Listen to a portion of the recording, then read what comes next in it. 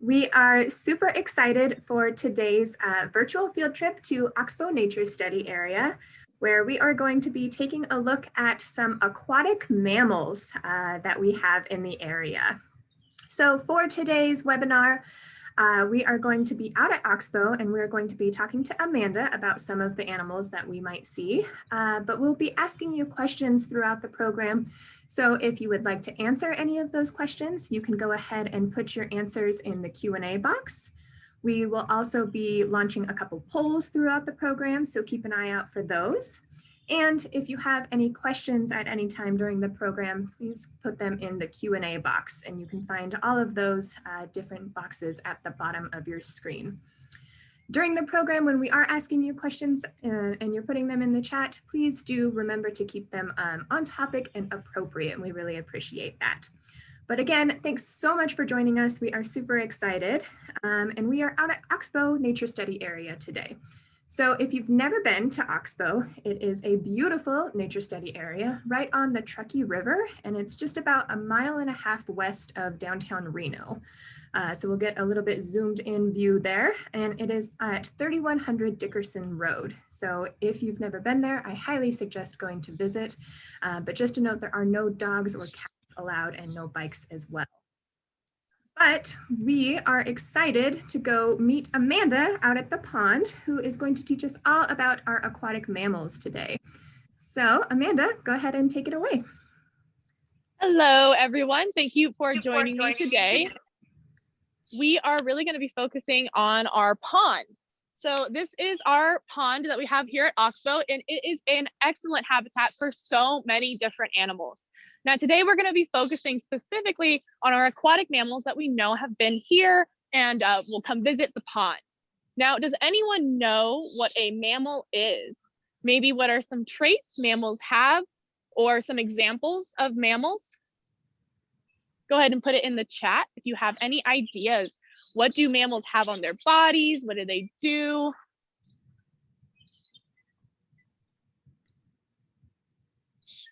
All right, I don't see anything coming in just yet, but I think mammals typically have fur, right? Yes, yes. Having fur and hair is a key identifier that something is a mammal. All of our other animal groups do not have hair on their bodies. We have hair on our heads, so we are also a mammal. And some other things that mammals have, they're going to lactate, so they're going to produce milk. Huh? Warm-blooded. Warm-blooded, yes. Someone said warm-blooded. They're definitely warm-blooded.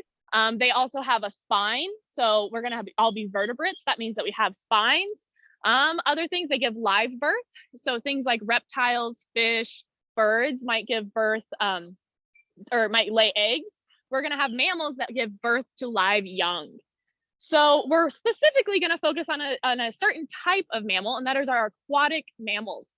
Does anyone know what aquatic means? Maybe some other words that have aquatic in them?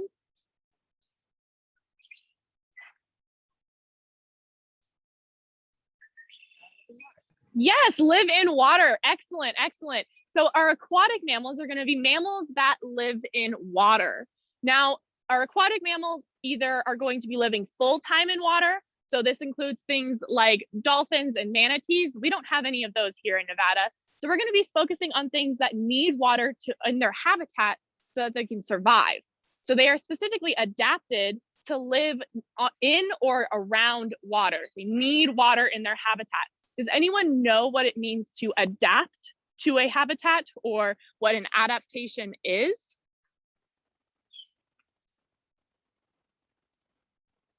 What does it mean to adapt?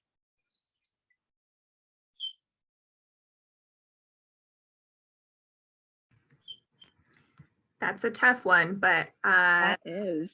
Kids often tell me it means some change, something like that. Some change, yes. So it definitely is change. So it's animals that have changed to be able to live in certain habitats. So an adaptation is going to be what changed that allowed them to be able to live in that habitat. So our aquatic mammals are going to have adaptations, things on their body or things that they do that allows them to be able to survive in aquatic habitats. So we're going to have Jess share a photo of our pond.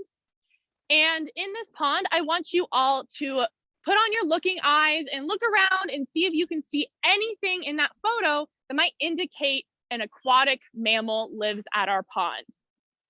So Jess is going to launch a poll.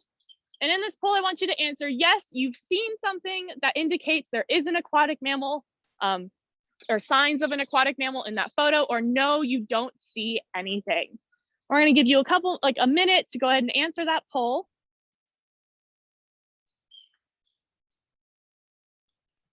All right, we've got all kinds of answers coming in. Looks like almost everybody has voted, so we'll give you just about 5 more seconds to get your vote in. All right, so we had 100% of people say yes, we see evidence of an aquatic mammal at our pond. Great. Now, Jess, if you want to go to the next slide, and we will show what mammal was in that photo. What signs of what aquatic mammal did we see signs of? And that is going to be our North American beaver. Now, all of these photos you see in the photo or on your screen are going to be photos of our beaver that actually lives here at our pond. So these are all photos that we have taken here at Oxbow of our beaver family that lives here. Now, you might be wondering, why exactly do beavers build dams? Does anyone have any ideas as to why beavers build dams? Go ahead and put it in the chat if you have any ideas. Why would they want to build dams and stop up the water?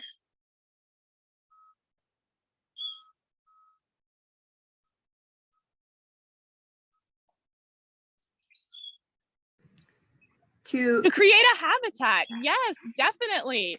So when they stop up the water, what happens is this area is going to flood, and it's going to create a pond like we see before us today.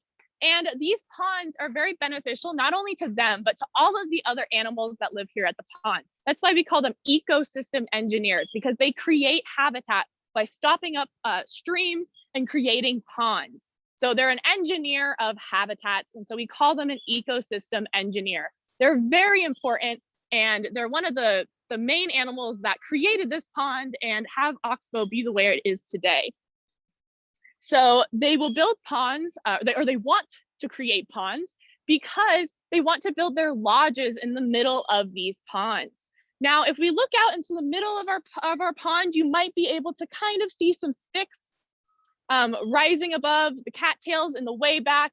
It's kind of tough to see, so don't be worried if you can't see it. But that pile of sticks is its beaver lodge. So that is going to be its home. That's where they live. Beavers will dig dens into the sides of riverbanks if they can't build a lodge, but they really do prefer to create a lodge that they can live in. Now, they're going to use sticks like this to build their lodges and their dams. And then they're going to use mud, like we saw in that photo, to cement those sticks and cattails together. But how are the beavers able to do this? How do they cut down trees? How do they, what do they eat? And that's going to come from the adaptations that they have in their skull. So how their teeth have adapted to eat trees. So Jess is going to share a photo of a beaver skull. And in this photo, you can see that the teeth kind of come to a point. They create a wedge. Now that wedge shape is created because that front layer is going to be made out of iron. So we can see on the beaver's teeth, the front layer is going to be kind of this reddish color. And the back side is going to be more of like a whitish tan color. Now the front of their teeth is this color because it's made with, it has a layer of iron on it. And this iron is stronger than the dentin that's on the back of the teeth. This iron is very good at remaining strong, so it helps them cut down things like tree bark, cattails, and they also eat the outside of bark. So we can see on this stick, we've got some bark on the outside. This outside bark is alive, and that's what they're going to want to eat. And then after they've stripped it of all of the outside bark, we can see this tree no longer has outside bark on it. They're going to use the remnants to build their dams and their lodges. Now, the backside of their teeth is going to wear down faster because it doesn't have that iron on it. And that's what creates the wedge-like shape. They will not only eat things like trees and the bark off of trees, they'll also eat other aquatic vegetation like cattails. And they'll also build their dams using cattails if they don't have enough trees to be able to cut down. And we can see in our beaver dam, they have used many, many cattails to build. Now, beavers can stay underwater for up to 15 minutes at a time, and they'll do this to grab the mud underneath the mud that's underneath on the bottom of our pond, and they'll use that mud as cement to hold it together. So being able to hold their breath that long is a really great adaptation so that they can do whatever they need to under the water. And it also allows them to be able to hide from predators. So if we look at our beaver Cornelius, that is his name. I'm gonna pan over. So this is Cornelius, our beaver and our mascot here at Oxbow. And we can see that he's got a lot of adaptations that allow him to be able to navigate our aquatic habitat. We can see that he's got some webbed feet, and those webbed feet increase the surface area around their feet and allows them to be able to grab more water as they're swimming. So this allows them to be able to propel themselves faster through the water. They also have this flat tail. Now this flat scaly tail doesn't have hair on it. It's kind of leathery, and it also helps them be able to paddle through the water. And it also serves as a warning. So when this beaver sees a predator hanging around, so say our beavers were hanging out in the pond, if they spotted me, they'd probably think I was a predator, and they would take their tail and they would smack it on the surface of the water, and that creates a loud splash, and that acts as an alarm call, an alarm signal that lets all of the other beavers in the area know that they need to dive underwater, possibly make their way back to their lodges where they can escape from predators. Now, their lodges also have underwater entrances. So you would have to swim underwater to be able to enter their lodge. And this is an excellent adaptation that allows our beavers to stay safe from many different predators. Some predators could include things like mountain lions, coyotes, and bobcats. Mountain lions have been known to specialize on beavers, but even they would have a difficult time getting into a beaver lodge because it does have those underwater entrances. Now on to our next aquatic herbivore. It's going to be this one right here, and that is our American muskrat. Now, our American muskrat is kind of like a tiny version of the beaver. It is also going to build little lodges in the middle of our ponds. However, they don't have as strong of teeth. So instead of using things like sticks and branches, they're going to use things like cattails and other vegetation like stinging nettle to be able to build their lodges. But if there is no area that they feel safe building their lodges, they will instead dig into the sides of riverbanks, sometimes creating underwater entrances for them to be able to enter through. Now, our beaver and our muskrat have a pretty cool adaptation to be able to stay warm underwater. Now, they have two layers to their fur. This top layer is going to be covered in an oil-like substance that they produce from glands that they have on their body. And they're going to take their claws, they're going to rub through their glands, and then they're going to collect that oil on their claws. And they're going to run their claws through their fur, coating their fur with this oil, making it waterproof. Now, the undercoat is also very special and has special adaptations. This undercoat is very dense, so it's packed together very tightly, and this traps air against the body. Now, it kind of acts like a coat. When we wear coats, it traps air against our body, and our body temperature keeps that air warm and keeps us warm, and keeps us less exposed to the cold air around us. And that's what this fur does. When they dive underwater, it traps that air against their fur, or traps that air against their skin, keeping them nice and warm when they're swimming around in freezing temperatures. Our beaver and our muskrat do not hibernate. They're awake all winter long, and they're going to be swimming around, hanging out in our pond on and off. Now, Jess, do we have any, oh, actually, Jess, you want to share that photo of our muskrat hanging out at the pond, swimming through. We can see our muskrat is carrying some cattails. So they have a really cool adaptation. Both our beaver and our muskrat have this, where their lips are going to be behind their front teeth. So we can see here on this beaver skull, their lips are going to form back here. So their teeth are going to protrude out front.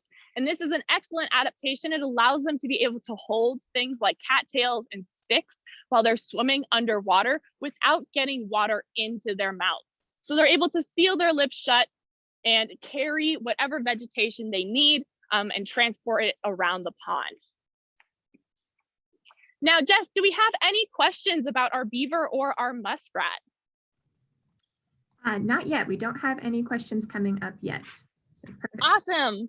All right, so we've talked about our aquatic herbivores. So our animals that live in the pond that are going to be eating vegetation like cattails or the bark off of trees.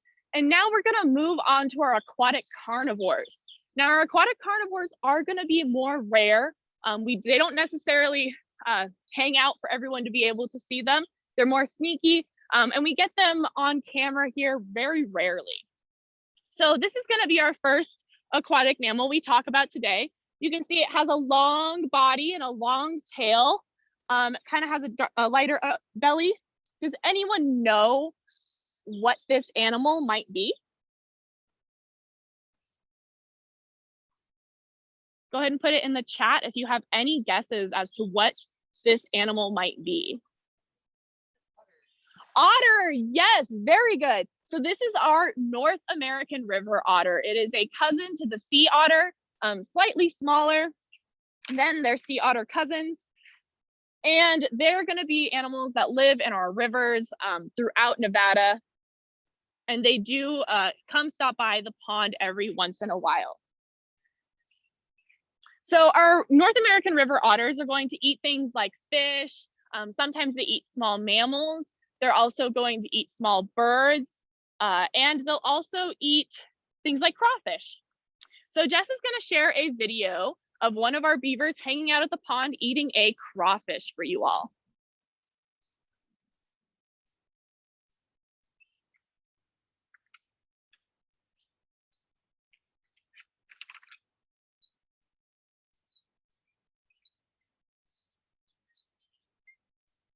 All right, so now that we've watched that video, we saw that that otter had to chomp down on that crawfish to be able to eat it.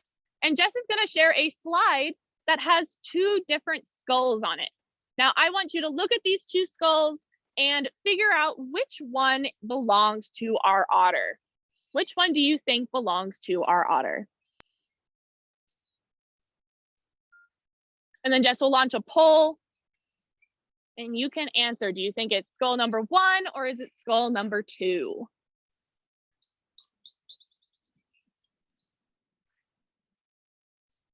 All right, everybody, I just put up a poll on the screen that you should be able to vote which skull belongs to the otter. All right, we're currently pretty split on our answers.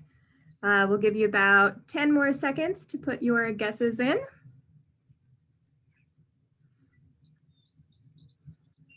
Five more seconds, get your guess in. All right, so we have 33% guessing skull number 1 and 67% guessing skull number 2. All right, great guesses, everyone. It is going to be skull number 2. So skull number 1, if I'm remembering correctly, is going to belong to one of our rabbits. Yes, perfect. So we can see on the otter skull, it has those really sharp teeth and it has really sharp canines. And those teeth are meant to be sharp so that way it can break through the exoskeleton, that hard shell that our crawfish have. They also, when they're killing things like birds and mammals, they will use their sharp teeth to kind of break the neck and then pull that animal underwater so it drowns it. So they're gonna need sharp teeth to be able to catch their prey. Now, otters are aquatic mammals, so they are adapted to be able to stay under the water They can't stay under the water as long as our beaver and muskrat. So the beaver and muskrat can stay underwater for about 15 minutes.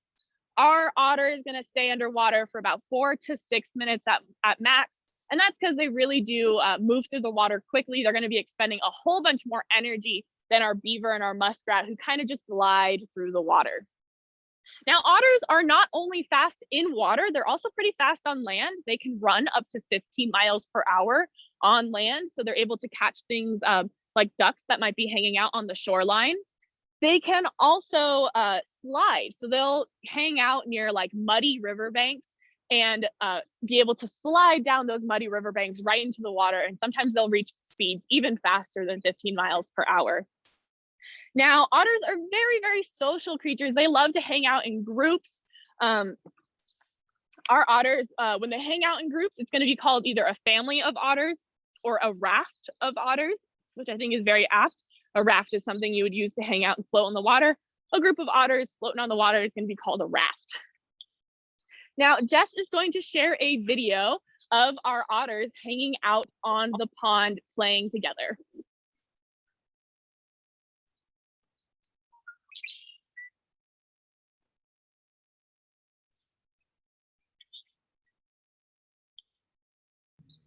Perfect. All right. And great. So we can see that our otters can move very, very graciously through the water. They're very agile, very nimble, being able to move through the water. And that's thanks to those that weasel-like body, being able to kind of move and navigate and make quick turns while they're swimming. Now, otters also have webbed feet, as well as our muskrat. And now so our otter, our muskrat, and our beaver all have a really cool adaptation that allow them to be able to see underwater. Now, this is helpful for our otter because they are able to see their prey and target it and chase it down. And it's helpful for our beaver and muskrat because it lets them see what they're doing underwater. When they're building their dams, if they need to put more mud in a certain place, they're able to see that. Now, Jess is going to share a photo of a bald eagle that has a nictitating membrane, this third eyelid, and you can see it's pretty clear. It goes over their eyes. It's basically a clear third eyelid that's going to come out from the side, and many different animals have this to protect their eyes either from going underwater or when fighting. Things like cats and lions also have a third eyelid, and that's to protect them while they're fighting with each other. Now, our final carnivore we're going to talk about today, I called the muskrat kind of a mini beaver. Well, I'm going to call the mink, the American mink, a mini otter. Now, we can see that their skulls, we have a beaver or an otter skull and a mink skull. They're pretty similar to one another. They've got those sharp teeth so that they can crack open prey. They eat a pretty similar diet. Our American mink is going to eat things like fish, crawfish, but it's really bold. Our mink are known to be very aggressive animals, and they are going to take things out. They're going to eat things like ducks and small mammals that might be larger than they are. They have been known to get ducks and drag them underwater and drown them to be able to hunt them. However, our mink do not have that nictitating membrane. So if they are going to target a prey item, they are going to eat something, they have to target it above water, be able to see it, and then dive into the water to grab it. Our mink do not live, they're going to live less in the water than our otter do, but they still like to hang out near riverbanks and water sources. Mink can run up to 4 to 8 miles per hour on land. And I couldn't find how fast they could swim in water. However, it did say that they can swim underwater for a distance of 100 meters the entire time underwater. So they can swim, hold their breath underwater, and make it 100 meters or 100 feet before they need to get another breath of air. Our mink are very rare to see at the pond. I have been working here like 2 years and I still haven't seen them, but we do catch them on trail camera. So Jess is going to share a photo of one of our mink that we have caught on our trail cameras here at the park. And that is going to conclude our program today. We have discussed all 4 different aquatic mammals that we know hang out at our pond today. So I'm going to ask you one more time, what is an aquatic mammal? Go ahead and put it in the chat.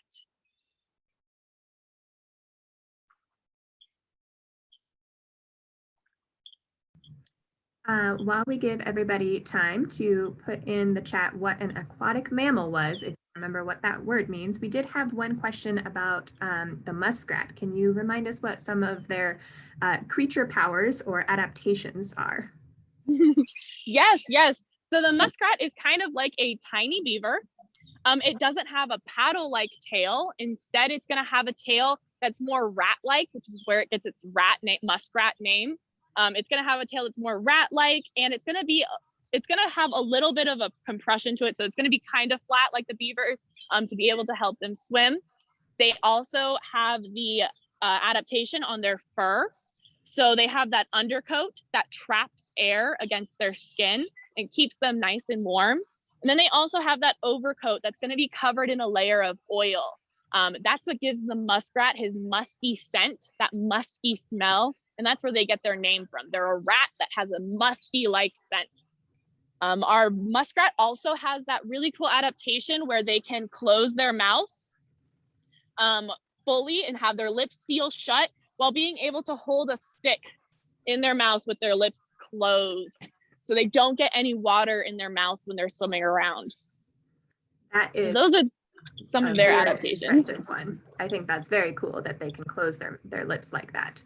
So some answers coming into the chat as to what an aquatic mammal is. An animal that goes or lives in the water. Somebody else says water adjacent. So they are not living fully in the water, but they are adapted to a river habitat.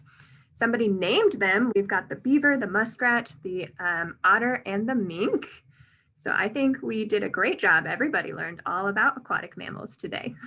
Yes, very good. And then one last question for you all. Do you remember any of the adaptations we talked about? So what was one special thing about our animals that you remember today? Yes. One special adaptation.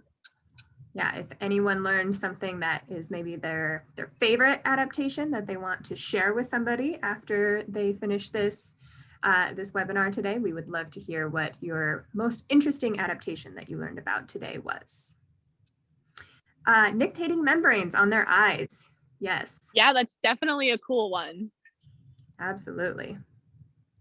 Lots of different animals have nictating membranes too, with lots of different kinds of raptors like we saw with the bald eagle, as well as many of our aquatic mammals. Very cool. All right, and if anybody has any questions, now is your time. If you have a burning question about any sort of aquatic mammals, Amanda is all yours. Yes, definitely. We have somebody saying, thank you so much. They are from Northern New Jersey. So thank you so much for watching. That's awesome. Yes, super happy that we've had people from all over the place come and join us. And I hope that all of our local people come and visit Oxbow whenever they get a chance. It is definitely a really nice walk to do. It's very shaded. Most of the trail has trees, so it's very shaded. You can see a variety of different animals, not just the ones that we talked about today. We have a ton of different birds and deer. We have some coyotes that live here. So there is a ton of different animals that live here at Oxbow that you might be able to see if you visit. Yes, awesome. And Marcy is asking where Oxbow is. So it's in Reno and the address is 3100 Dickerson Road. But if you just Google it, Oxbow Park, it'll come up on maps and get you here. But it's pretty easy to find. Dickerson Road actually dead ends into the parking lot. So if you just go down to the end of the street, you'll find us. But 3100 Dickerson Road. And just a plug for next week, we are doing another virtual field trip all about birds at Oxbow. So we'll be talking about all the different types of birds. And that is next week at 12:30 on Tuesday again, I believe. So definitely go check out NDOW's Facebook page to learn about all of our different programs that we have coming up. And I don't see any other unanswered questions. So I think we're all set. Thank you so much, Amanda. Right. Of course. Thank you all for joining us today, and I hope you have a wonderful rest of your day. Thanks, everyone.